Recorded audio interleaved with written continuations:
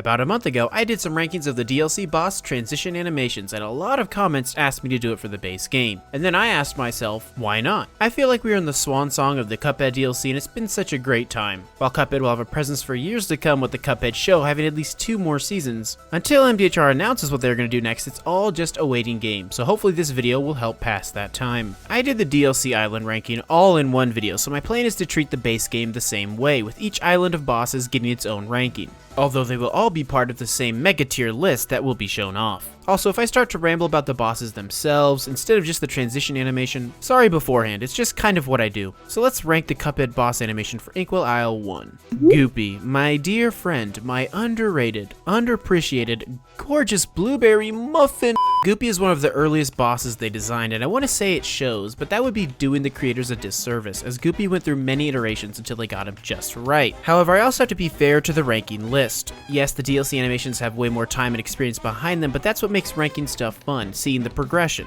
The intro to the fight is just a cute tip of the hat, and I will rank it the same as this next Goopy transition, whose animation is, well... So you see, that's where the trouble began. That smile. That damn smile. Gameplay-wise, it's a perfect intro for players to recognize the parry marks, and he enters a sort of confused state with the slime turning into a question mark. A really simple animation that serves its purpose, but nobody goes wow over.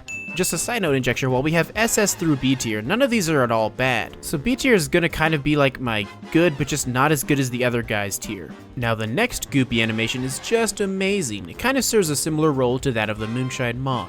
You see, Goopy is generally most people's first boss, so when you hit this phase, you would not have seen how other fights end just yet. You wouldn't be expecting a giant knockout to cover the screen. The gravestone landing is a big shocker moment for new players who think for maybe a split second that they got him, and then the gravestone just flattens you. Or maybe that was just me. Either way, this is an S tier animation of pure violence as Goopy gets stunned by your damage, and the frickin' gravestone flattens Goopy into splatters of Goopy goop. Shit! Who wrote this? And then the brutality continues, as when we actually finish the fight, Goopy's gravestone is fractured and split down the middle. What the heck did Goopy do to deserve all this violence? Maybe we'll get answers in Season 3 of Cuphead Show. Next up we have Root Pack, and this one is fun because every transition is both removing an old character and introducing a new one. The start of the fight is just Spouse Butter bursting out of the ground, mix that in with his knockout just being a chaotic face rub, and yeah, much like Goopy, this is an early boss, so they didn't want to overstimulate the player. B tiers. Ollie Bulb is very similar, although depending on your actions, has 2 separate knockout animations. If you fight him normally, he begins to cry and the knockout has his onion flesh start to peel off of his own corpse, which I'm sure would make him cry even more. However, if you choose not to do damage at all to Ollie in this phase, he has a really cute happy transition where he just blushes and drops into the ground, while the secret phase pops out. I would rate both of these as A tier. The secret phase isn't much to speak of, he hops out angrily, although the death animation is brutal, and I mean death. Chauncey pops out at a B tier and gets knocked out to a funny leaf-pulling tantrum at defeat, but we've seen this level of animation before. The 2 Toads are up next, and Inkwell Isle has a pattern of pretty standard boss intros, with the brothers doing a little taunt with their gloves. Gonna be a lot of B tiers on this isle. However, the first phase over looks hilarious when slowed down. Ribby curls up into an abnormally spherical shape and sumo rolls at the player and then goes off screen before casually stepping in behind you to up the pace of the fight. All the while, Croaked is doing a little spin taunt with his gloves. Maybe it's just how the eyes on Ribby look, I don't know. A tier for me. I remember this boss's mobility really throwing me off for the first time. And then we get an S tier when Ribby does the sumo roll back, but this time Croaked decides to swallow his brother, and it looks really weird. They then go on to spin into the air, transforming into a casino slot machine, which is one of the first big wow animations in the game. I've seen a lot of people say that the casino machine transformation doesn't make much sense in the context of the story, as all the other bosses follow a visual theme. But these 2 gangster frogs' whole theme is running a sleazy casino boat. It makes sense that they of all people could get in debt to the devil, and I think this phase animation really lines up with their place in the lore. Let's go on to Hilda Berg, because this was the thumbnail boss for most videos when the game first launched, and for good reason.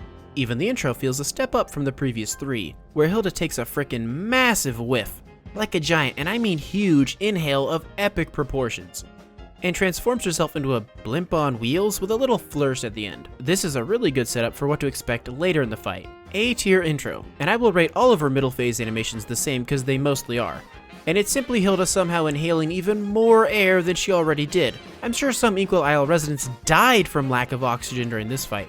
but then she just lets out a mouth fart and I know I would laugh when I said that because it's so stupid. But then she just lets out a mouth fart and flies across the screen while a constellation tied into my astral theory appears, and she comes back across, transforming into a different form in a puff of cloud. A tier as well, although maybe it should be S tier for the absolute lungs on that girl. And then we get into the big moment where Hilda loses all control over her astral powers, and something possesses her. The wacky inflatable arms animation happens with a creepy noise in the background.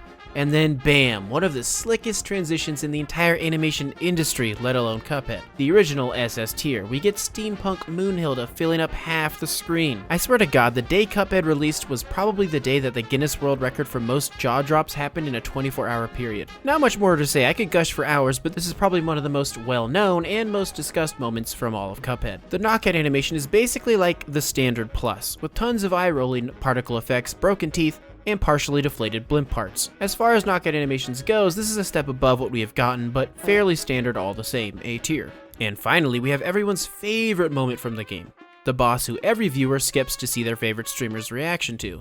The happiest, most evil, most eye-catching dance move ever created. But I'm getting ahead of myself. And the intro is great, with an innocent little flower letting out a lion's roar and showing us his true colors. And matching the animation to the beat really sets off this dancing flower.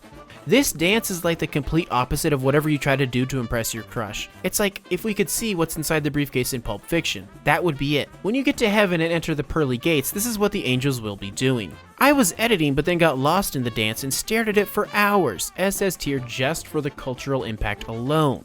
The next animation we're going to look at is also amazing, with Cagney upset that his dancing charm isn't working on Cuphead. He gets so angry he pulls on two of his petals, digs his arms into the ground, causes the lower half to become hazardous, and grows slightly bigger as his eyes and demeanor take on a more demonic form. Each fight's final phase is always like the supercharged form of the boss, and while there is a gameplay reason obviously, I think there could very well be a lore reason as well. Comment below what you think that is. The knockout is also pretty brutal. Animation wise it's fairly standard, but if you look closely, Cagney's eye sockets are hollow and the petals are drooping. So does that mean Cuphead ripped his eyes out? I guess it's fitting. Isle 1 started on a brutal knockout, so it makes sense to end it on one as well. Looking back at this first island, it's so cool to see how much MDHR has evolved. Some people actually criticize the DLC for being too animated and miss the simple work of the past. I don't know, to me the DLC is just a culmination of MDHR's entire craft, so while I will always look on these bosses with nostalgia, at least for me on average, newer is actually better. This is totally unrelated to the video, but wow, I'm about to hit 30k subscribers. Not gonna bore you with how I never dreamed of this yada yada, but a sincere thank you to everyone, especially those who have been here since the start, and those that are always active in the community, commenting and participating in the Discord. People have asked for a milestone video, but I don't know, maybe if I ever hit like 1 million or something.